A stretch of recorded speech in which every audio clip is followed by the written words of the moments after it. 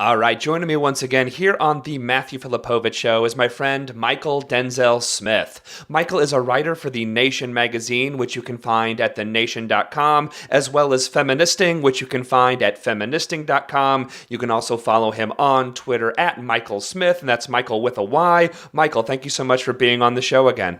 Thanks for having me, Matt. All right, so Mychal, recently at The Nation magazine, you wrote about the horrific killing of Renisha McBride. If people haven't heard about the case, tell them what exactly happened. Renisha McBride is a 19-year-old resident of the city of Detroit. About two and a half weeks ago now, she was in a car accident in Dearborn Heights, which is a suburb outside of Detroit. Disoriented after the car accident and apparently intoxicated. She was looking for help at a nearby home. She knocked on a door. The homeowner, who we now know to be Theodore Wafer, a 54-year-old white man who his name was originally not released to the press, in his supposed panic that he was being robbed, he answered his front door with his shotgun at the ready and shot Renisha McBride in the face. He said originally that it was an accident, that he discharged his firearm, but later his lawyer said that it was a justifiable act, that he had a reasonable suspicion or to be afraid for his life, and he acted in self-defense against a 19-year-old girl who had just been in a car accident and who witnesses who saw her earlier that night were described as bloodied.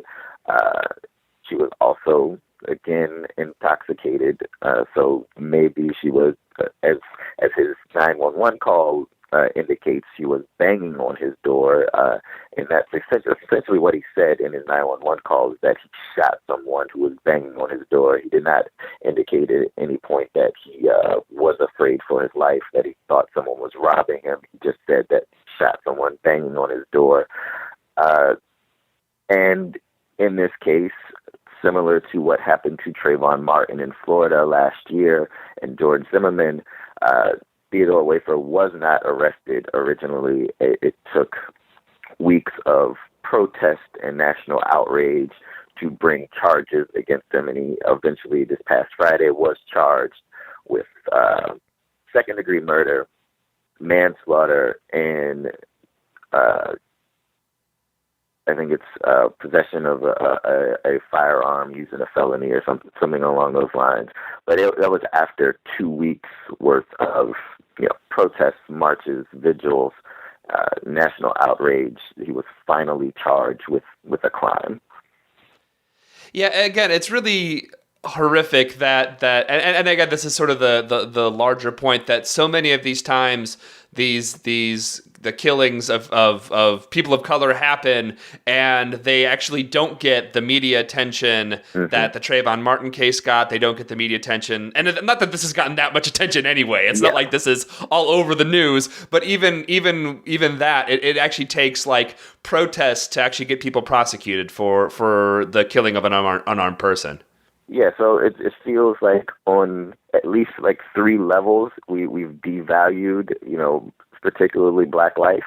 So in the one case, it's her being shot, right? The automatic assumption on the part of Theodore Wafer that this young girl was robbing him, and that he needed to protect himself from whatever danger she posed, and him shooting her in the face.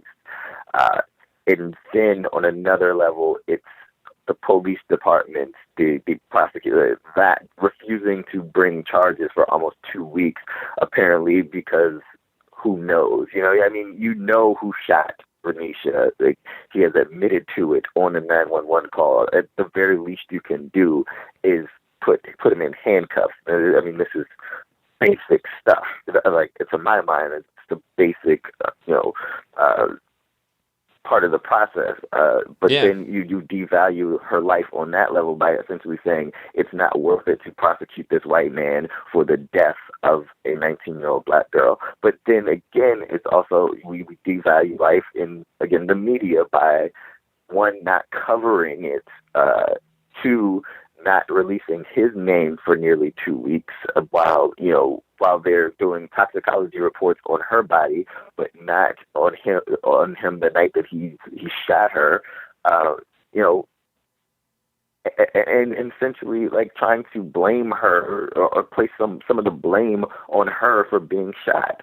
So I mean, it's just all of these different layers that just add up to the idea that black life is worth less than any other life in this country.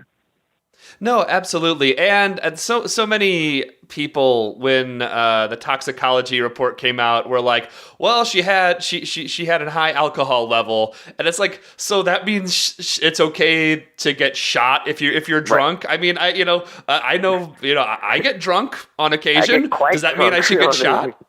I get quite drunk sometimes, and no one has ever, found a reason to shoot me in the face. Exactly. Now I have to think about this because, existing in a black body in America means being intoxicated means someone can shoot me, apparently. But I mean, and this is the thing that doesn't add up for me in this case. And so, you try to give him maybe the benefit of the doubt. Maybe he actually was scared. I mean, someone knocking on your door or banging, as his language uses, at maybe 4 a.m. is going to startle you, right? Right. And it's completely understandable that maybe he would have called the police. Like that's understandable. But the fact that he called 911 and hung up, then went to his door and opened the door and through his locked screen door shot this girl. Yeah. And then calls 911 to say that he shot her. Like none of this adds up to someone who's like in fear of losing their life. You know what I mean? So at what point do we say, yes, this I mean, how would this ever have happened if Renisha McBride, existing in a 19-year-old black girl's body, was not criminalized every single day in the media, was not criminalized in schools? You know what I mean? Like you don't see this happening if she was a 19-year-old white girl. Right. She does not get shot. Right, because the messaging about 19-year-old white girls is not the same. Like they are, and it's just this is problematic on its own right. But 19-year-old white girls would be seen as damsels in distress, right?